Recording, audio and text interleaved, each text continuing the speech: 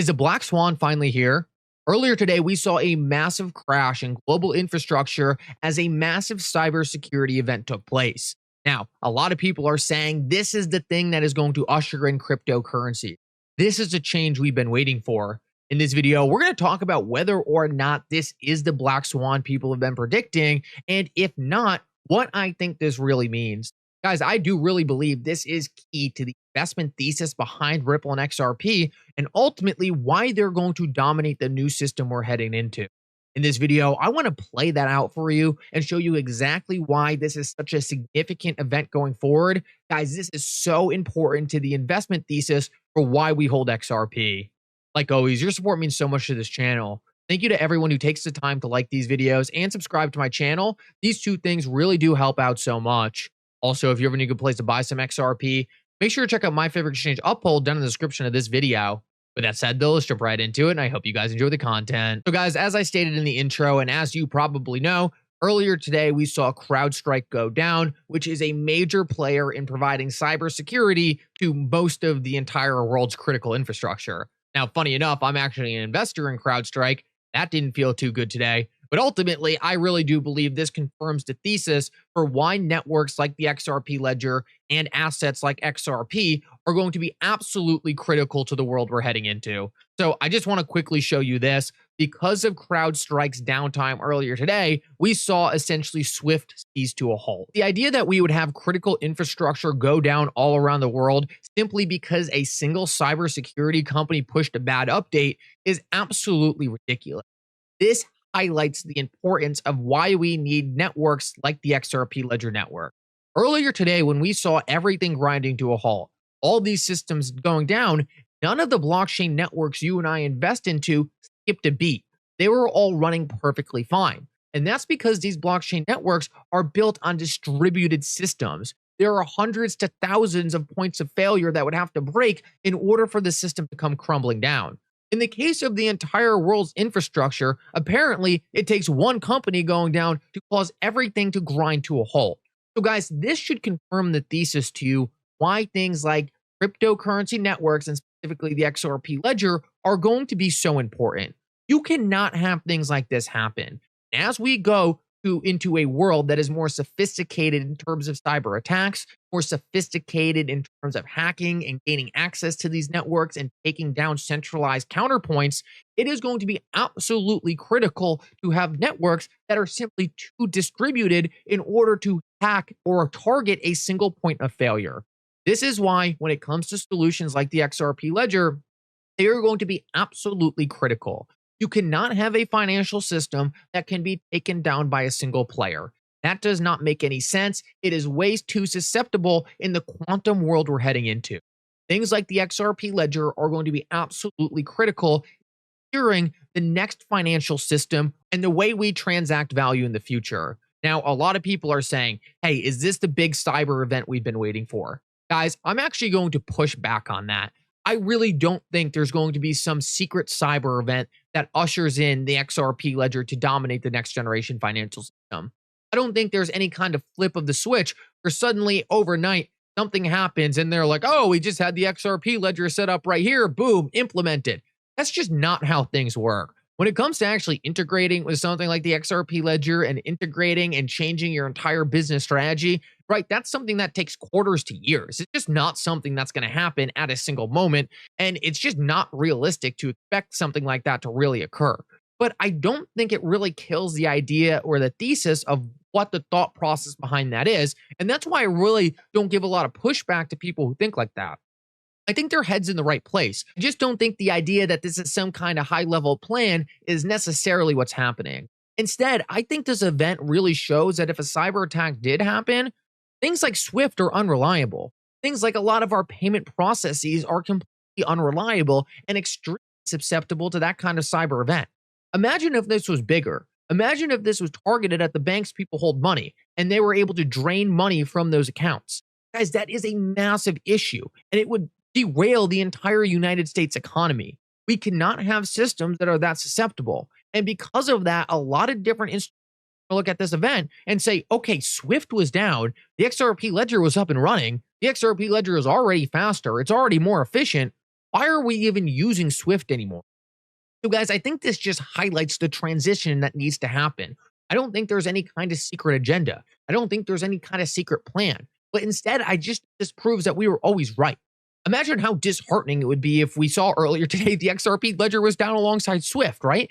That would be a thesis killer. But instead of this being a thesis killer, it's a thesis confirmer. It confirms that we have been right on the thought process this entire time, that these cryptocurrency networks are going to be more resilient. And in the future, we're heading into where there's more sophistications on the hacking front. We are going to need more sophistications on the security front. Cannot count on players who provide security who have single points of failure to essentially protect the financial system.